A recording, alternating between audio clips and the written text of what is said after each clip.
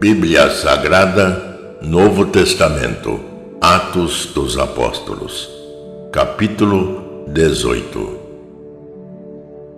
Depois disso, saindo de Atenas, Paulo dirigiu-se a Corinto.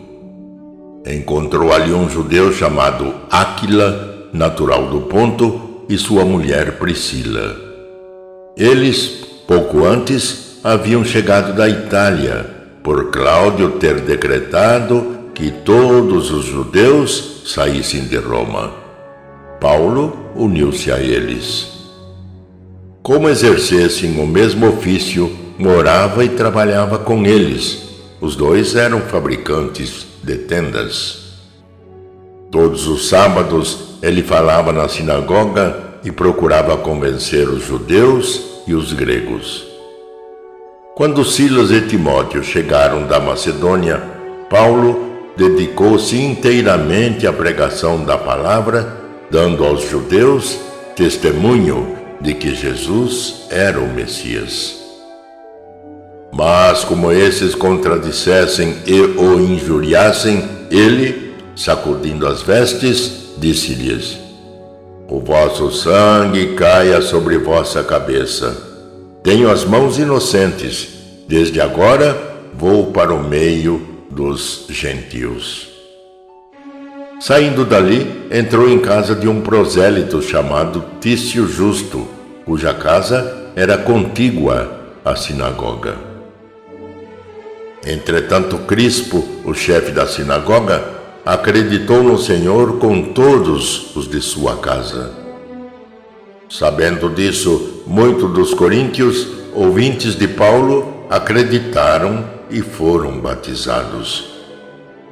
Numa noite, o Senhor disse a Paulo em visão: "Não temas, fala e não te cales, porque eu estou contigo. Ninguém se aproximará de ti para te fazer mal, pois tenho um numeroso povo nesta cidade." Paulo deteve-se ali 1 ano e 6 meses, ensinando a eles a palavra de Deus. Sendo Galião procônsul de Acaia, levantaram-se os judeus de comum acordo contra Paulo e levaram-no ao tribunal e disseram: "Este homem persuade os ouvintes a adotar um culto contrário à lei."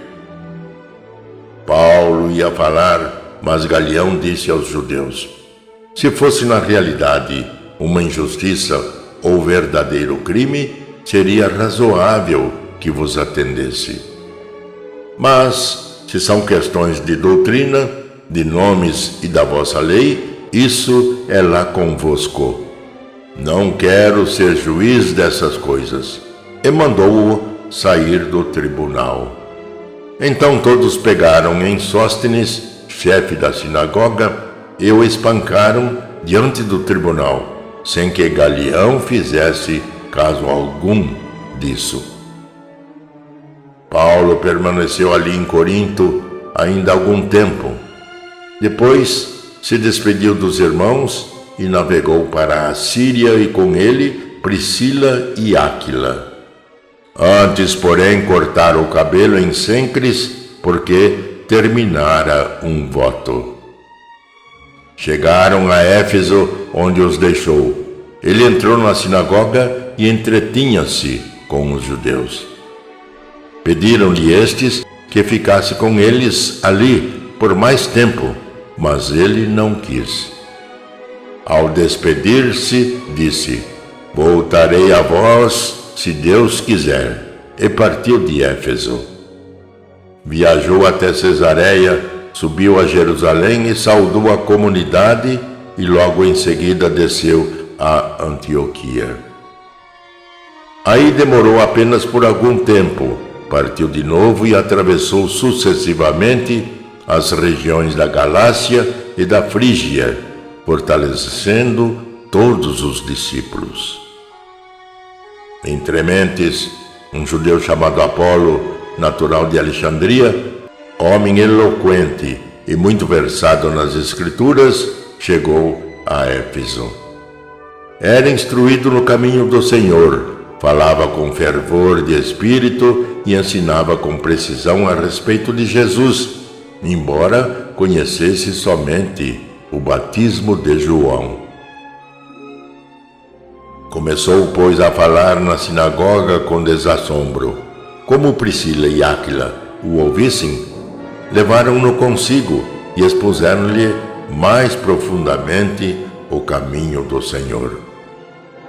Como ele quisesse ir a Acaia, os irmãos animaram-no e escreveram aos discípulos que o recebessem bem. A sua presença em Corinto foi, pela graça de Deus, de muito proveito para os que haviam crido, pois com grande veemência refutava publicamente os judeus, provando pelas Escrituras que Jesus era o Messias.